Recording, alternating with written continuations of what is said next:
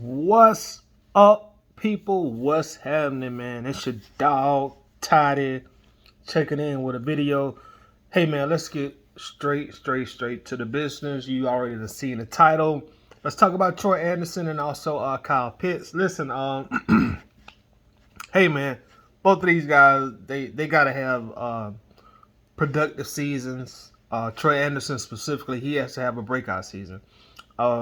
I think a lot of attention and a lot of pressure going to be on both of those guys to have. I'm just going to say big seasons. You don't have to be excellent, but they got to have big seasons. Troy Andersen, Kyle Pitts, and I'm going to tell you exactly why. Again, we've said this ad nauseum. Kyle Pitts, the 4th overall pick in the NFL draft. Hey, man, with a pick like that, there are going to be a lot of high expectations. So at some point, that pick got to pay off for the Falcons. So we really need Kyle to come in and have a huge year for Atlanta. He needs to have a bounce back year. You know, he got injured. He probably only played I think, 10 games last season. So, excuse me, the 2023 season needs to be a big year for Kyle Pitts. Last year overall was a disappointing season. I think he only had 28 receptions and like 356 yards, 2 touchdowns. Now, in Kyle's defense, some of that was due to the scheme we ran and also the quarterback we had. But once again, when you draft number 4, hey, you got to produce. You got to produce. Point blank, period. No matter who's your quarterback, no matter the scheme, you got to produce. So it will be a lot of pressure on Kyle to produce, and also it'll be a trickle-down effect or maybe a trickle-up effect because it's going to be a lot of pressure on Arthur Smith to show us fans, to show the front office, to show the rest of the NFL, to show his coaching peers around the league. This is why I took this guy number 4 in the NFL draft as a tight end. When a lot of people like Atlanta Falcons, what in the world are y'all doing drafting a tight end at number 4? But gonna be a lot of pressure on Kyle Pitts, man. He got to have a breakthrough season. The rookie season was a good season for him. Of course, we had Matt Ryan still at that point in time, but yeah, there's still only 1 touchdown. Point blank, period, simple. Still only 1 touchdown. He broke the NFL rookie record. We played 17 games. I will add that, and also 75% of the time he lined up wide. He lined up as a wide receiver to break that record. I'm not trying to take anything away from Kyle, but I'm just trying to put things in perspective also about that record. 17 games and you really was a wide receiver, but they categorized you as a tight end in order to break that record and still only had 1 touchdown. Now, personally, I would much rather you had 700 yards and 6 or 7 touchdowns last year, or excuse me, your rookie year, as opposed to having 1,000+ yards and just 1 touchdown, and then only 2 touchdowns last season, and he was pretty much used as a decoy last year. But we really need to show Kyle. We really need to show why we took this quote-unquote unicorn at number 4, because prior to the draft, going into that 2021 draft, he was billed, sold, and marketed to us as a red zone machine, and he's going to come in a rookie year and have 10 touchdowns, and he's going to break all kind of receiving touchdown franchise records for the Falcons. All the red zone issues are going to be solved because we draft Kyle Pitts. And going on 3 seasons now, about to enter the 3rd season, we're still waiting for that to pay off. So, hey, got to have a big season from Kyle Pitts, point blank, period. No more babying, no more coddling. He just got to have a big season. Again, a lot of that is going to depend on Arthur Smith's ability to open up the playbook for him, design plays for him, scheme for him. But, hey, you got to figure that out. Period. You draft the guy number 4. He has to come in early and be a dog.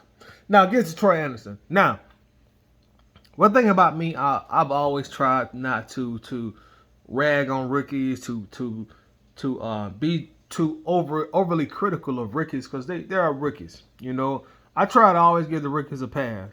You know, and so when I was watching Troy Andersen last season, and I watched him a lot, I watched him a great deal. I watched him a lot. So when I was watching Troy Andersen last year, and I saw I'm just gonna be honest, y'all know me. I'm gonna keep it a break. When I saw the terrible play from Troy Andersen, I made a mental note like, hey, he's still a rookie, man. You know what you say, Toddy. You ain't gonna come down in your rookies. So I wasn't being like outwardly critical of him, even though I saw a lot of poor play. Now there were points and times that he looked good. Actually, he played better as a reserve. When they started him the last 6, 7 games of the year, he couldn't he just wasn't ready for that yet. That's when the terrible play began. Troy would get out there and he would be lost in coverage all the time. Even for a rookie, he'd be lost out there more times than you would like him to be. And we're talking about week 12, week 13, and at some point you think to yourself, okay, Troy, like, hey, we know you're a rookie, but why are you sitting out here lost? Why you lost? And Troy would take like the worst angles, the worst pursuit angles. There would be times that his agility and his speed would make up for it, but I used to just see him take like the worst angles. And when it was time for him to be aggressive, and like, look, man, fill the hole, be an impact linebacker, he would be like so timid sometimes. And I'm like, Troy, come on, man, you're a big guy, you're a big, strong, athletic guy, man. You gotta get out there being timid. Attack. You know, even if you were attacking to the point where you're being over aggressive, it's a lot better than looking timid in the NFL. You know, because being timid as a linebacker, that ain't going to last long. Being timid as a linebacker, that's not going to last long. That's a position you can't be timid at. That's the position based on sheer aggressiveness. And I just used to see so often Troy Andersen just being out there being timid, sometimes looking like he's a little unsure of what he's supposed to do, lacking like personal confidence. I used to see that all too often with him. Missing tackles, and he just didn't have a good rookie year. He had a bad rookie year. I'm not going to sugarcoat it. I'm not going to play around with it. That's my team, you know, Falcons for life and all that for me. But I'm going to tell y'all what I saw, and I saw a terrible rookie season from Troy Andersen. There were spurts like the block punt and some other things that he did do well, but overall, terrible season from Troy Andersen. Now, the reason that I'm putting him and Kyle Pitts in the same video, because Troy Andersen is a second-round draft pick. You know, a relatively unknown guy, shocked a lot of people when the Falcons drafted him. So, like, look, you drafted second round, you got to bring it, man. You're going to have to bring it. Like, if you were drafted third, fourth, fifth round, like, hey, you know, the expectations are not as big for you. You know, I would be more than willing to give you a little more time. But look, Troy, you started about 6 or 7 games last year. This is your second season. You're a second-round draft pick. Hey, you got to come with it this year. You know, that babying phase is over for you too. That coddling phase is over for you too. That making excuses phase is over for you also. Second-round pick, you got to be ready. You got to come with it. You know, so if it takes for you to work with somebody in the offseason, Mike Singletary, Jesse Tuggle, whoever it is, figure it out. You know, figure out the mental part of the NFL, and you gotta be ready to step up and play and make an impact for this team in 2023, Troy Andersen. You know, you got to. Second round draft pick, man. You know, with that comes huge responsibilities, just like with Kyle Pitts being a number 4 pick comes huge responsibilities. So I really expect to see Troy Andersen have a much better year than he had his rookie year. Because again, the rookie year he had a terrible rookie year. I ain't gonna play with it, yo. He had a terrible rookie year. I'm not gonna play with it. He had a 40 score in PFF his rookie year.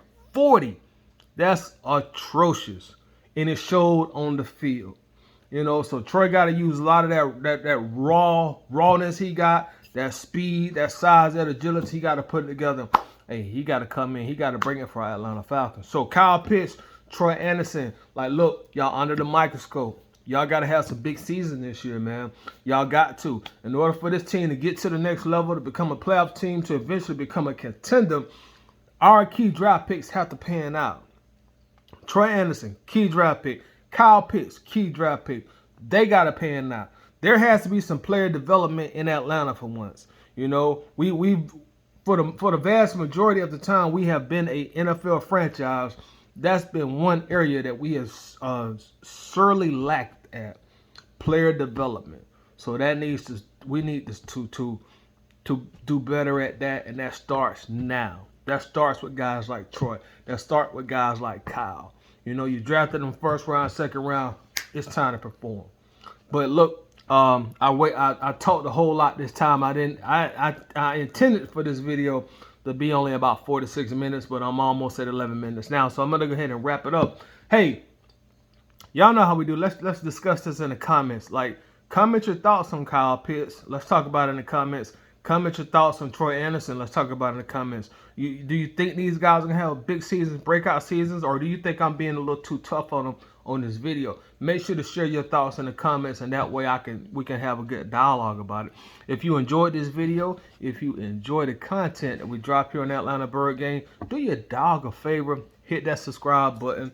Also hit the notification bell. That way YouTube will send you a notification anytime we drop a video. As always, I will see y'all the next time I see y'all. Peace.